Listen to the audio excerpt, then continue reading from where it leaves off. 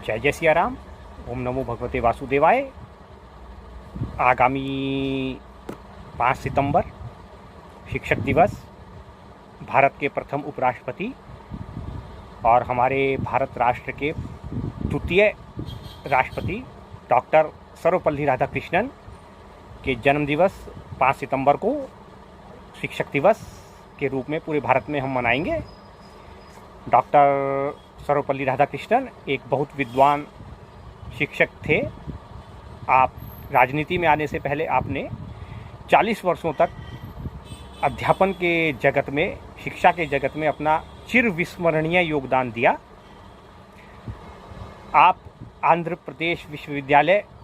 विश्वविद्यालय और काशी हिंदू विश्वविद्यालय के कुलपति रहे।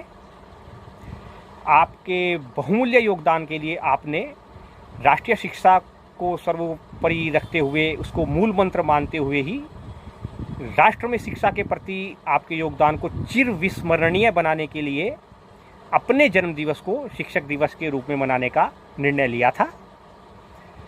तब से आज तक 5 सितंबर शिक्षक दिवस के रूप में, और डॉक्टर सर्वपल्ली राधाकृष्णन जो हमारे भारत राष्ट्र के द्वितीय राष्ट्रपति रहे, उनको समर्पण के लिए, उनको श्रद्धासुमन, उनको पुष्पांजलि अर्पित करने के लिए हम उस दिवस को 5 सितंबर को शिक्षक दिवस के रूप में मनाते हैं। धन्य है। जय जय सिया राम। मित्रों, एक नई और अद्भुत श्रृंखला की शुरुआत करेंगे। 5 सितंबर को शिक्षक दिवस के रूप में मनाया जाएगा। इस कड़ी में मैं चितांश अग्रवाल एक नई श्रृंखला आरंभ कर रहा हूँ, जिसका नाम मैंने रखा है सुनहरी यादें, सुनहरे पल। आशाराम वैदिक इंटर कॉलेज में मैंने 2 जुलाई 1981 को प्रवेश लिया था और 30 जून 1988 को इंटरमीडिएट टॉप करने के बाद ही मैंने स्कूली शिक्षा पूरी की थी। कॉमर्स मेरा विषय था, बेहतरीन विषय रहा है। मैं आशाराम वैदिक इंटर कॉलेज का 1988 का टॉपर हूँ, कॉमर्स का, अकाउंट्स में, और बैंकिंग में मुझे डिस्टिंक्शन मिली थी उस ज़माने में। 1984 में 8th और 81 में एडमिशन लेने के बाद 1984 से 8th करने के बाद हम बड़े आशाराम में चले गए।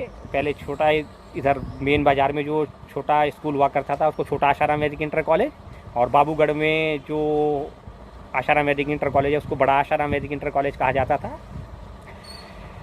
1985 से लेकर के 1988 का जो दौर है वो मेरी स्कूली शिक्षा का स्वर्णिम दौर कहा जाता है। मैंने जिन विद्वान अध्यापकों के संरक्षण में शिक्षा प्राप्त की, उनका जिक्र मैं अगले एपिसोड में करके बताता हूँ आपको। उनके नाम बताता हूँ जिन विद्वान अध्यापकों के साथ मैंने सुनहरे पल बिताए।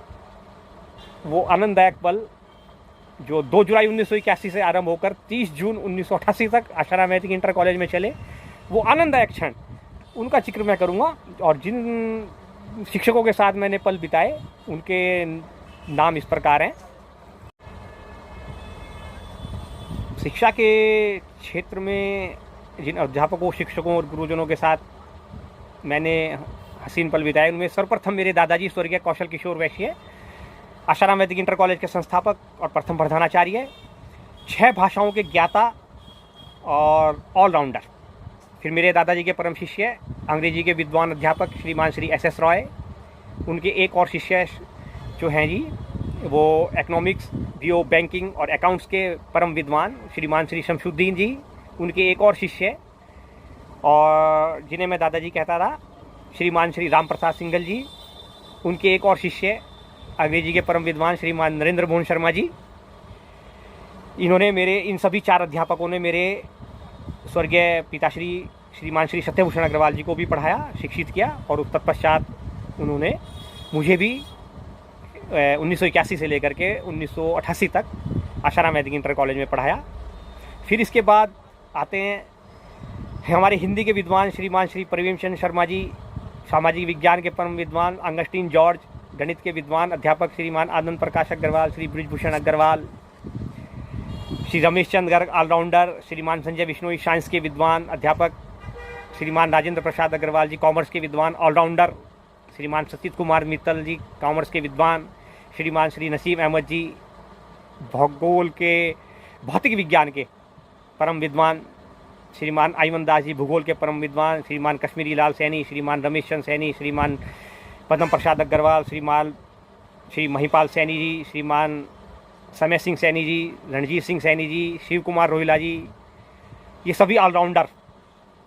और जो है बाद में आईवन दास जी भूगोल के ऑलराउंडर विद्वान, भगवती प्रसाद पोखरियाल जी प्रधानाचार्य भी रहे ऑलराउंडर, और श्रीमती प्रमोद रानी गुप्ता मैडम जो हैं एक, वो भी इसी श्रेणी में शामिल है। इन सभी के साथ बिताए गए हसीन पल सुनहरी यादों को सुनहरी यादों के रूप में संकल्पित करूँगा। आपको बताऊँगा कि वो दौर कैसा था। स्वर्णिम दौर, आनंद आएगा आपको। ARV इंटर कॉलेज का स्वर्णिम दौर 2 जुलाई 1981 से आरंभ होकर 30 जून 1988 तक चला। ये मेरी लाइफ का स्वर्णिम दौर था।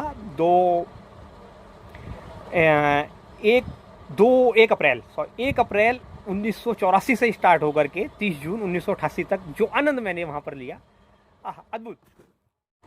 जय जय श्री राम, जय जय राधे श्याम, ओम नमो भगवते वासुदेवाय।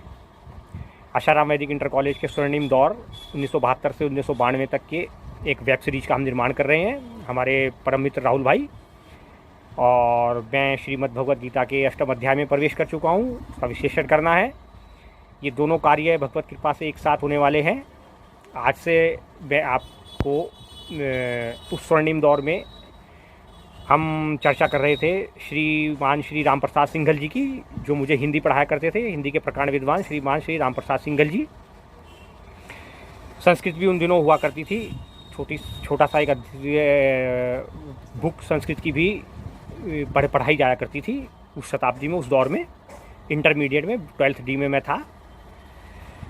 तो साहब 15 वर्ष 10 महीने से लेकर के 16 वर्ष और 5 महीने की अवधि के दौरान इंटर मैंने कर लिया था। 16 साल 5 महीने का जब मैं था, 30 जून 1988 को इंटर टॉप किया था मैंने। हिंदी और अकाउंट्स में मेरी डिस्टिंक्शन थी, मतलब इट मीन्स डिस्टिंक्शन का मतलब इट मीन्स 75+ नंबर मेरे थे वहाँ पर, नंबरों से ही आंका जाता था। तो उस दौरान इस दौरान बीच के एक पीरियड में एक क्लास में जब एक ये आपने जो है मंत्र सुन रखा है, पढ़ रखा है, प्रतिदिन आप पढ़ते भी होंगे। 6 से शुरू हो जाता है, 6 क्लास से, बल्कि 6 से भी पहले 5th क्लास से ये मंत्र शुरू हो जाता है। गुरुर ब्रह्मा गुरुर विष्णु गुरुर देवो महेश्वरा गुरु साक्षात परब्रह्म तस्मै श्री गुरुवे नमः। अनादिकाल से ये जो है श्लोक पढ़ा जा रहा है, रटाया जा रहा है। अब इसका भावार्थ आप गूगल पर सर्च करेंगे तो आपको भावार्थ लिखा हुआ मिलेगा। वहाँ पर भावार्थ लिखा हुआ है, गुरु ब्रह्मा अर्थात गुरु सृष्टिकर्ता ब्रह्मा जी के समान है। गुरु विष्णु हैं अर्थात पालनकर्ता विष्णु भगवान के समान है। गुरुर देवो महेश्वरा, गुरु अर्थात गुरु देवादेव शंकर महादेव संहारकर्ता के समान है। गुरु साक्षात परब्रह्म, गुरु सच्चा गुरु आंखों के सामने सर्वोच्च ब्रह्म, उस एकमात्र गुरु को मैं साक्षात प्रणाम करता हूँ। ये आपको भावार्थ लिखा हुआ मिलेगा, समझाया जाएगा, पढ़ाया जाएगा, पढ़ाया गया। आज तक यही पढ़ाया जा रहा है और आगे भी यही पढ़ाया जाता रहेगा। इस श्लोक और कबीरदास जी की, संत कबीर की वाणी के द्वारा उद्धृत एक दोहे का जमकर दुरुपयोग किया गया है साहब। 2000 सालों से जमकर दुरुपयोग किया जा रहा है। कैसे, वो मैं आपको अब बताऊंगा अगले एपिसोड में। संत कबीरदास जी का बहुत ही प्रसिद्ध दोहा है, गुरु गोविंद दो खड़े काके लागो पाए, बलिहारी गुरु आपने गोविंदियो बताए। का भावार्थ आप गूगल पर सर्च करेंगे तो आपको लिखा हुआ मिलेगा। गुरु और गोविंद दोनों खड़े हैं, गुरु गोविंद दो खड़े, गुरु और गोविंद दोनों खड़े हैं। काके लागो पाऊँ, किसके चरणों को मैं पहले प्रणाम करूं, किसके चरणों में पहले निवेदन करूं। और बलिहारी गुरु आपने, ये आंखों के सामने खड़े हुए गुरु जी आप पर बलिहारी है, क्योंकि आपके चरणों में श्री प्रणाम करता हूं, क्योंकि आपने गोविंद से मिलने का रास्ता आपने हमें बता दिया है, या गूगल पर सर्च करने पर आपको भावार्थ लिखा हुआ मिलेगा। उस पहले एपिसोड में बताए गए श्लोक का और इस संत कबीरदास जी की इस दोहे का आधुनिक भारत में, आधुनिक युग में तथाकथित 2022 से लेकर के 2022 चल रहा है, तो तथाकथित 21वीं शताब्दी से पहले, जब से ये सन 2022 शुरू हुआ है और इससे पहले के जितने भी हैं, अर्थात ईसा मसीह के जन्म से पहले या ईसा मसीह के जन्म के बाद, ईसा मसीह के जन्म से पहले तो आप नहीं कह सकते कितना हुआ होगा उपयोग या दुरुपयोग, ईसा मसीह के जन्म के पश्चात इस तथाकथित 21वीं शताब्दी में और 20वीं शताब्दी से ये चल रहा है सिलसिला, और इसका जमकर दुरुपयोग किया जा रहा है बिना इसके वास्तविक भावार्थ को जाने हुए, बिना संत कबीर के उच्चतम आदर्श को जानते हुए, बिना हमारे ऋषि मुनियों द्वारा लिखे गए श्लोक के भावार्थ को समझे हुए, जमकर बाबाओं के द्वारा, तथाकथित संतों के द्वारा और पता नहीं न जाने किन किन के द्वारा इन दोनों इस श्लोक और इस दोहे का जमकर दुरुपयोग किया जा रहा है। इसकी वास्तविकता क्या है, इसका भावार्थ वास्तव में क्या है, सत्य आप जानना चाहते हैं तो देखते रहिए चंद्रकांता आध्यात्मिक यूट्यूब चैनल, राहुल भाई का चैनल, और चंद्रकांता आध्यात्मिक यूट्यूब चैनल एवं फेसबुक लिंक पर आपको ये जानना होगा, वहाँ पर मिलेगा आपको, मैं इसको अपलोड करूँगा। अभी मैं आपको अगले एपिसोड में बताता हूँ कि वास्तव में इसका भावार्थ क्या है, और मैं अपने विचारों के हिसाब से नहीं, गीता गायक भगवान गोविंद ने श्री कृष्ण ने गीता के 8वें अध्याय में, श्रीमद् भगवत गीता के 8वें अध्याय में, यह भगवत गीता के 8वें अध्याय में जो कुछ लिखा है, अर्जुन ने जो पूछा है उसके उत्तर में जो कुछ भगवान ने कहा है, उसका जो तात्पर्य है, उसका इन श्लोक से और इस दोहे से क्या संबंध है, यह मैं आपको अगले एपिसोड में बताता हूँ। जो मुझे श्री राम प्रसाद सिंघल जी भी नहीं बता पाए, नहीं समझा पाए, वह मैं आपको बताता हूँ। यद्यपि उन्होंने मुझे शिक्षा प्रदान की है, लेकिन मैं आपको इसका असली भावार्थ इस श्रीमद् भगवत गीता में गीता गायक भगवान गोविंद ने जो कुछ कहा है उसके अनुकूल बताता हूँ। ठीक है, गीता गायक भगवान गोविंद श्री कृष्ण से अर्जुन पूछते हैं 8वें अध्याय में, आत्मा के विषय में, ब्रह्म के विषय में, जीवात्मा के विषय में और अन्य सभी विषयों में पूछते हैं। और भगवान गीता गायक भगवान गोविंद श्री कृष्ण हमारे क्या कहते हैं 8वें अध्याय में, देखिए 8वें अध्याय के 3रे श्लोक में भगवान श्री कृष्ण अर्जुन से कह रहे हैं कि इस ब्रह्म के 2 अर्थ हैं। अर्जुन, ब्रह्म के 2 अर्थ हैं।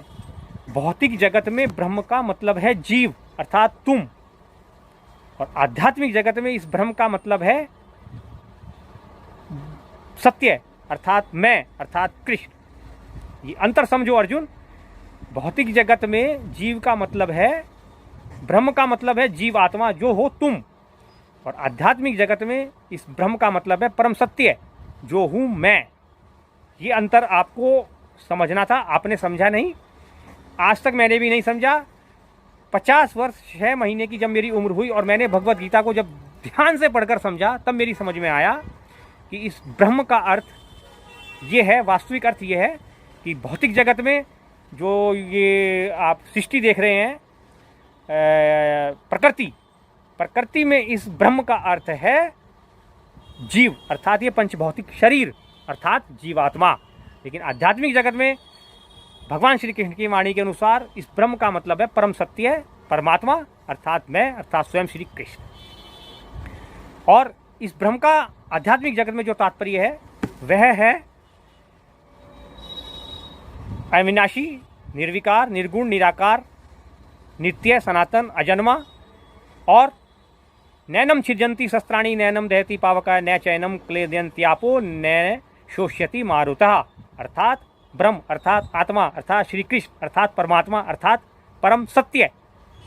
इनको शस्त्र काट नहीं सकते, अग्नि जला नहीं सकती, जल गला नहीं सकता, वायु उड़ा नहीं सकती। आध्यात्मिक जगत में ब्रह्म का मतलब श्री कृष्ण परम सत्य, अविनाशी, निर्विकार, निर्गुण, निराकार, नित्य, सनातन, अजन्मा, अविनाशी। ये आध्यात्मिक जगत में ब्रह्म होने का तात्पर्य है, वास्तविक तात्पर्य मेरा नहीं। मैं गीता गायक भगवान गोविंद श्री कृष्ण की वाणी के अनुसार आपको भावार्थ बता रहा हूँ। और अब इस भावार्थ के आधार पर उन दोनों, उस श्लोक का और जो संत कबीर की वाणी है, उनके जो कथन या कहने का जो तात्पर्य था उसका विश्लेषण करेंगे अगले एपिसोड में। फिर से वहीं चलते हैं। जो कुछ उस समय श्रीमान श्री राम प्रसाद सिंगल जी परम विद्वान हिंदी के मेरे गुरु जी इंटरमीडिएट के, और उसके बाद डीएवी कॉलेज में भी साहब हिंदी के अनेक प्रोफेसरों से मुलाकात हुई, लेकिन किसी ने भी, यहाँ तक कि मैन ऑफ गॉड की उपाधि से सम्मानित हैं हमारे श्री श्री चंद्र स्वामी जी महाराज डुबेट आश्रम के, अगर आप कभी वहाँ पर गए हो, कालसी में है, बड़ा सुंदर आश्रम है डुबेट आश्रम, साधना केंद्र आश्रम डुबेट। तो वहाँ पर जो स्वामी जी हैं चंद्र स्वामी जी महाराज, श्रीमान श्री चंद्र स्वामी जी महाराज, जिन्हें मैन ऑफ गॉड की उपाधि मिली हुई है। अनेक वर्षों तक उन्होंने हिमालय के क्षेत्र में जो है आपके जम्मू एंड कश्मीर में कई भव्य दिव्य वर्षों तक उन्होंने तपस्या की करके मैन ऑफ गॉड की उपाधि उनको मिली है।